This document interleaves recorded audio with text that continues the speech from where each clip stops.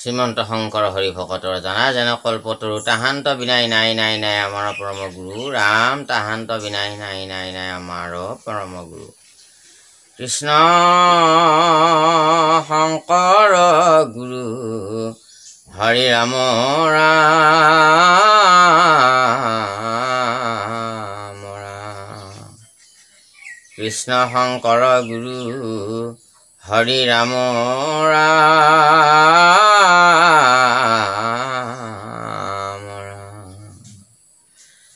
শ্ৰীকৃষ্ণায় বাসুদেৱায় দেৱকী নন্দনায় চ নন্দ গোপ কুমাৰায় গোবিন্দায় নমো নমো নমো পংকজ নাভায় নমো পংকজ মালিনায় নমো পংকজ নেত্ৰ নমস্তে পংকজাংঘয়ে বসুদেৱ সুতং কৃষ্ণং কংসং চানুৰমৰ্দনম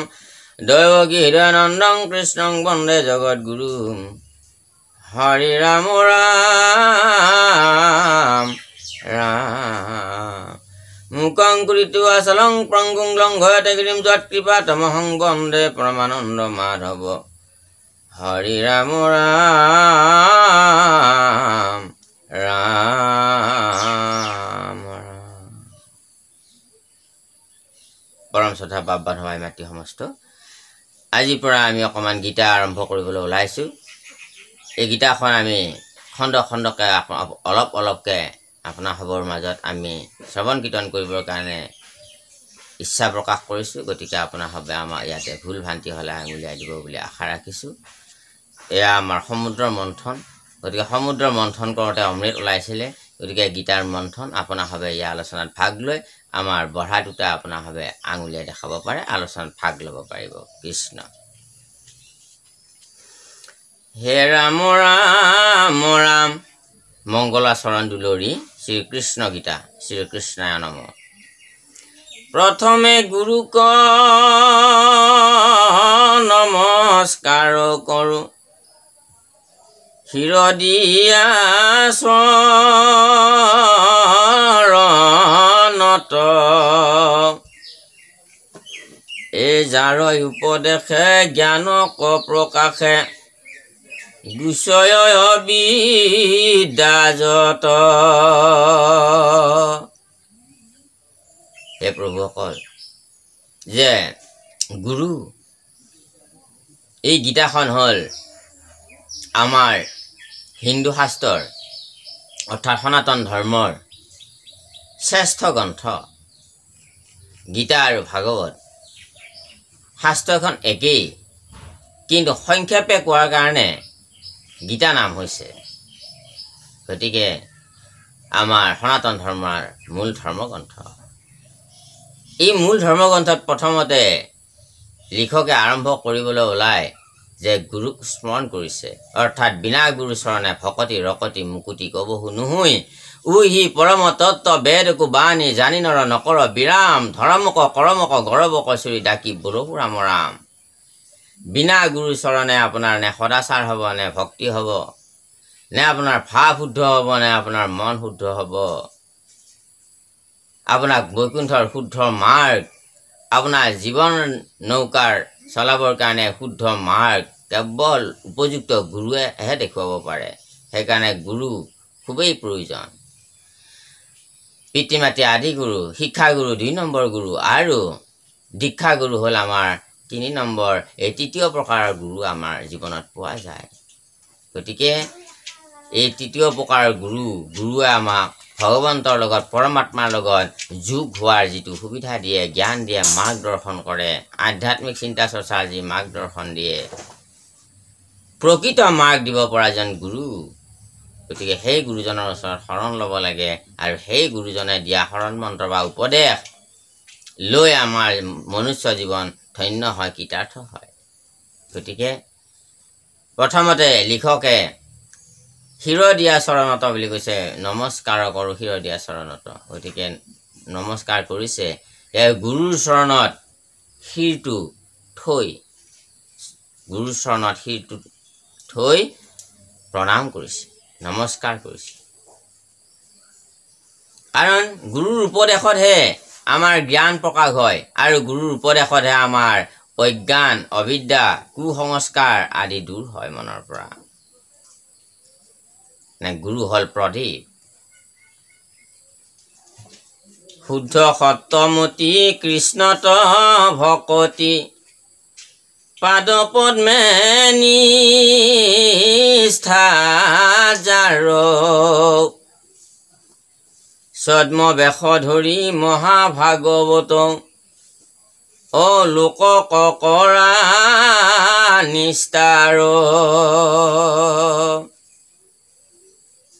যাৰ নেকি শুদ্ধ সত্যমতী আছে মনটো সৎ মতি মানে মনটো যাৰ সততাৰ আছে মনত শুদ্ধতা আছে মনত আৰু কৃষ্ণ যদি ভকতি কৰে শুদ্ধ মনে তেতিয়া যাৰ ভগৱান শ্ৰীকৃষ্ণৰ সেই পদুম ফুলৰ দৰে সুকোমল চৰণ দুখানিত যাৰ নেকি নিষ্ঠা আছে আৰু সেই ব্যক্তিজনক ভগৱন্তই সমস্ত কাৰ্যত ছদ্মবেশ ধৰি আহি হলেও সেইজনক উদ্ধাৰ কৰিব নিস্তাৰ কৰিব সেই ব্যক্তিৰ কোনোদিন লক্ষ্য নাই সেই ব্যক্তিৰ কেতিয়াও দুৰ্গতি প্ৰাপ্ত নহয় এই বুলি কৈছে গীতা কিন্তু মনত ৰাখিব গুৰু নিৰ্বাচন কৰোঁতে যাতে ভুল হৈ নাযায় নহলে গুৰু শিষ্যৰ সম্বন্ধ বহু জন্মলৈকে গুচি যায় গতিকে ৰাস্তা আপোনাৰ বেয়া ফালে গুচি যাব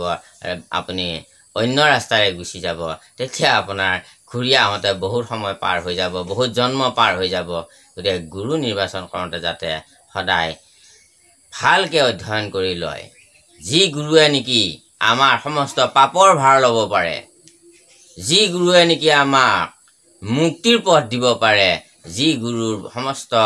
বচন সমস্ত বাক্য যি গুৰুৰ সৃষ্টিলীলা থাকিব পাৰে যি গুৰুজনাই আমাৰ সংসাৰত মানুহক সংস্কাৰ দিব পাৰিছে যি গুৰুজনাই এখন সমাজ নিকা সমাজ গঢ়ি দিব পাৰিছে তেনে গুৰু চৰণতহে শৰণ ল'ব দিছে তেনে গুৰুকহে গুৰু মানিব দিছে যি গুৰুৰ কথা নেকি শাস্ত্ৰৰ লগত সম্পূৰ্ণ বেদৰ লগত সম্পূৰ্ণ মিল আছে যি গুৰুৱে নেকি শিষ্যৰ সমস্ত শাস্ত্ৰৰ জ্ঞান উদ্ধৃতি দি শিষ্যৰ সংশয় ছেদ কৰিব পাৰে গতিকে তেনে গুৰু চৰণতহে শৰণ ল'লে জীৱই লাভ নিজৰ লাভ ওলাব পাৰে নিজৰ লাভ কৰিব পাৰে মনুষ্য জীৱন সম্পন্ন কৰিব পাৰে নিজৰ শুদ্ধৰ মাৰ্গ লাভ কৰিব পাৰে অন্যথা জীৱই অন্য পথে গুচি যায়গৈ সেইকাৰণে কৈছে শাস্ত্ৰত নজনে শাস্ত্ৰলৈ যেহি আশে তাকে কয় চেদিবাক নপাৰে সংশয় গুৰু বোলাই তথাপিতো ফুৰই লোকৰ মাজে মান্য সৎকাৰ খুজি লয় যে শাস্ত্ৰৰ একো উদ্দেশ্য শাস্ত্ৰৰ একো লক্ষ্য বেদৰ যি তাৎপৰ্য শাস্ত্ৰৰ যি তাৎপৰ্য সেই একো নাজানে কোনোবাই কিবা এটা সুধিলে মুখত যি আহে তাকে কয় যেহি আশে তাকে কয় চেদিবাক নপাৰে সংশয় শিষ্যজনৰ মনৰ ভাৱ মনৰ সংশয় ছেদন কৰিব নোৱাৰে তেওঁলোকে তথাপিতো তেনে লোক বহু আছে যিসকলে গুৰু বোলাই তথাপিতো ফুৰই লোকৰ মাজে মান্য সৎকাৰ খুজি লয় গতিকে তেনে গুৰুৰ ওচৰত শৰণ ল'লে জীৱন নৌকা বেলেগ ফালে গুচি যাবগৈ গতিকে শৰণ লোৱাৰ আগতে ভালদৰে গুৰুজনক চাই ল'লে ডক্টৰ ভূপেন হাজৰিকাদেৱে গাইছিলে যে গুৰু লাগে মোক শিক্ষিত শিষ্য জগতত জাননী দিলোঁ জগতৰ গুৰু শংকৰ ঘৰতেই অন্ধলাই নিচিনিলোঁ ধনে ধনে বুলি ঢাপলি মেলিলোঁ হিয়াতে আছিলে ধন হিয়াৰ ঈশ্বৰ হিয়াতে নিচিনি ক'ৰবাত বিচাৰি মৰিলোঁ এই কথাখিনি ভালদৰে উপলব্ধি কৰিলে গম পাব যে গুৰু আচলতে কেনেকুৱা হ'ব লাগে আমাৰ এই গুৰুৰ যিটো মাৰ্গ গুৰুৰ যিটো পৰিচয় আমাৰ অসমীয়া জাতিক এই গীতটোৰ জৰিয়তে আমাক দি গৈছে হওক এ ৰাম ৰাম ৰাম কৃষ্ণ পাদ পদ্ম মকৰন্দ পানে ভক্তি ভাৱে হুয়া মত্ত বাসুদেৱ বুদ্ধি সবাকে দেখই জ্ঞানৰ বুজিয়া তত্ত্ব ভগৱানৰ প্ৰভু ভগৱান কৃষ্ণৰ সেই পদ্মচৰণত সেই চৰণৰ পদ্মৰ যিটো নেকি মধুপান যি সুগন্ধি এই পদুম ফুলৰ চৰণ দুখানেৰ যি সুগন্ধি তাত যি সেই সুগন্ধিত যিয়ে মত্ত হৈ ভক্তিভাৱে সেই চৰণৰ সুগন্ধি যিয়ে পান কৰে অৰ্থাৎ প্ৰভুৰ চৰণত যাৰ একান্ত ভক্তি আছে দৃঢ় বিশ্বাস আছে প্ৰহ্লাদৰ দৰে ধ্ৰুৱৰ দৰে নাৰদৰ দৰে ব্যাস মহামুনিৰ দৰে মৈত্ৰেয় ঋষিৰ দৰে বিদুৰৰ দৰে হনুমানৰ দৰে বিভীষণৰ দৰে জাম্বৱন্তৰ দৰে উদ্ধৱৰ দৰে যুধিষ্ঠিৰৰ দৰে কুন্তীৰ দৰে দ্ৰৌপদীৰ দৰে যাৰ নেকি বিশ্বাস আছে ভক্তি আছে তেওঁলোকে এটা জ্ঞান লাভ কৰে ভক্তি মাৰ্গৰ জৰিয়তে সেইটো জ্ঞান হ'ল আটাইতকৈ তত্ত্বগধুৰ জ্ঞান সকলোকে বাসুদেৱ বুদ্ধি দেখা সকলোকে ঈশ্বৰময় দেখাটো কাৰণ জ্ঞানৰ তত্ত্বটো হ'ল এইটোৱে যে সকলোকে সমান এতিয়া আমি জাতি অজাতিক লৈ আমি বহুতে লাগি থাকোঁ সমানতা নেদেখোঁ উচ্চ নিচ দেখোঁ আমাৰ অসমীয়া সমাজখনত বিশেষকৈ যে কোচ কলিতা আমি নাথ আমি দাস গোসাঁই বামুণ অনেক ধৰণৰ আমি জাতিয়ে বাস কৰোঁ গগৈ আদি কিন্তু ইয়াত শাস্ত্ৰৰ যিটো তত্ত্ব কথা তাত কি লিখা আছে যে সকলোকে বাসুদেৱ বুদ্ধিয়ে দেখিব দিছে অৰ্জুনে যেনে এশৰণ লৈছিলে হনুমানে যেনেকৈ এশৰণ লৈছিলে প্ৰভুৰ নামৰ মহিমা বুজি পাইছিলে ঠিক তেনেকুৱাকৈ